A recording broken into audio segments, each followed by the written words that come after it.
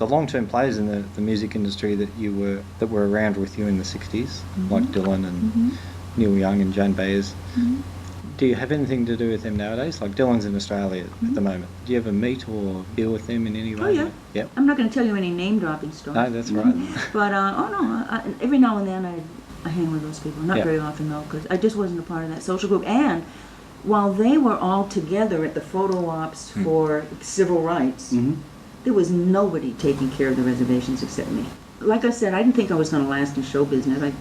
I didn't. I thought I was on the way to India to continue studying. But I was really in touch with what was going on in the reservations, and there wasn't anybody else. So after the show, after my concerts were done, instead of going and hanging with Joni and Bobby at the house, I'd be gone. I just couldn't wait to get to the res and see what was going on and learn. So I kind of had my own life. It's not as though there was any animosity, but on the other hand, my life didn't quite fit in with the showbiz opportunities. Yep. So I didn't get to do that. I didn't do that opportunistic thing of who you know and who's going to help you do this and, going on stage and with somebody else. I just wasn't a part of that. If you had the chance to share some spiritual values, I know that you were into the high. Is that right? I'm not, no. That's a mistake on the internet. No, I'm what's called a friend of the Baha'is. I've helped them in a lot of things, but I've helped other people too. And somebody just wrote that down. I know, it says I'm orphan too, so I don't know. Yeah. But I will tell you one thing about Joni Mitchell, who was a friend of mine, and she's also from Saskatchewan, and she used to listen to people from my reservation singing at night, so she and I had a real connection. When I first heard her, I just thought she was just the best. And I was into tunings, which many people were not. And I taught her some, and she took it right up. Anyway, I carried her tape around in my purse for a very long time, probably almost a year, trying to get people to listen to her. Nobody was interested. And I played it for a guy in my agent's office, my agent. He didn't get it. But the young agent in the office who came along, he liked it right away. And he went down to hear Joni, and he became her manager, Elliot Roberts. And he and David Geffen made Joni's huge career. My connections with the rest of the scene were either genuine friendships that kind of were peripheral, but I was never part of the New York Hollywood scene. So I can't tell you too much about those other guys, but I did know Joni. And I just saw Neil Young at the Junos, which is like the Grammys in Canada, a couple of weeks ago. And he was getting all kinds of awards. But I don't know Neil well. Very interested in the more spiritual element of your faith or creed background.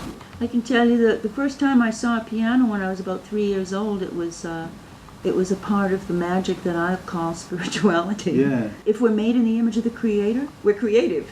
That's the green light for creativity, whatever. Absolutely. I mean, we create our worlds, our communities, our songs, our paintings, our children, our families. We create it all. We are creative.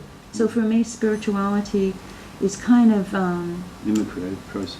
It is. It has to do with just being in the creative process all my life and it coming so naturally to me. And when I look out at the creation, or if I'm with other creative people, or I think of the Creator, it's with a very warm, friendly, natural feeling.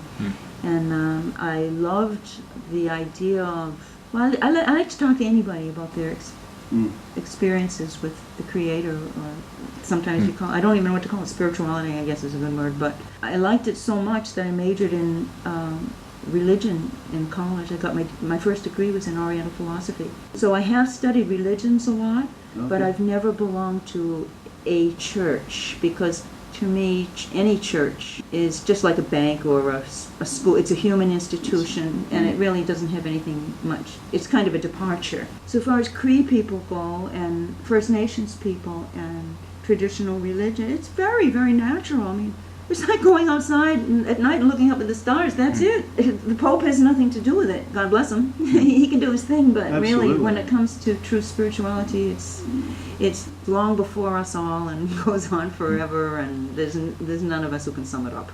You're very famous for writing songs such as Universal Soldier and your part in the Soldier Blue, and No Gesha Gesh, which just blew me away when I watched it. So what's your main message nowadays to people? It's the same thing. Yeah. It's all the same. Yeah. Little Wheel Spin and Spin is about greed. Mm. No No Kesha Gesh is about environmental greed. Universal Soldier is about our individual responsibility for war. So are a lot of other songs. So you haven't given up the educational fight to... No, it's not a fight at all. Open It's people's just the way I minds. see it. It's as natural to me as writing a love song. Mm. I mean, Until It's Time for You to Go is a pop song. Up Where We Belong won me an Academy Award as a pop song. They're the ones that have made me enough money so that, frankly, I've been able to remain an artist all my life, not without having to get another job that would take me either off the road or away from painting and writing songs and stuff. I'm very, very fortunate to be able to be a working musician and to be an artist with enough money to be an artist, because it's expensive to be an artist. You still got to pay the rent. And I live on a farm in Hawaii with 27 goats, 2 horses, and a kitty cat. And my boyfriend runs the local community radio station. He's so a true believer. I have a really, really nice life, but it's very diverse. And it's not as though I sit around grumbling and writing protest songs. It's not like that. But when something is as clear to me as the message in Universal Soldier, which is who's responsible for war? Is it enlisted men? Yeah. Is it the guys who give them their orders? You know, people who are career military officers and who go and get advanced degrees in making war? Yeah. Or who else is responsible? Is it the guy who actually makes the call, the politicians? Yeah. But who is it who elects the politicians? It's us. So it's everybody is responsible for the worlds that we create. And it's not as though there's something rotten with humanity. I just think that we're young, you know, we're immature, we're unripe. We're all in it together, and people ripen at different rates, and I don't know. If there's something in a song that makes sense to me, I'll write a song about it. But it might be a love song, or it might be something else.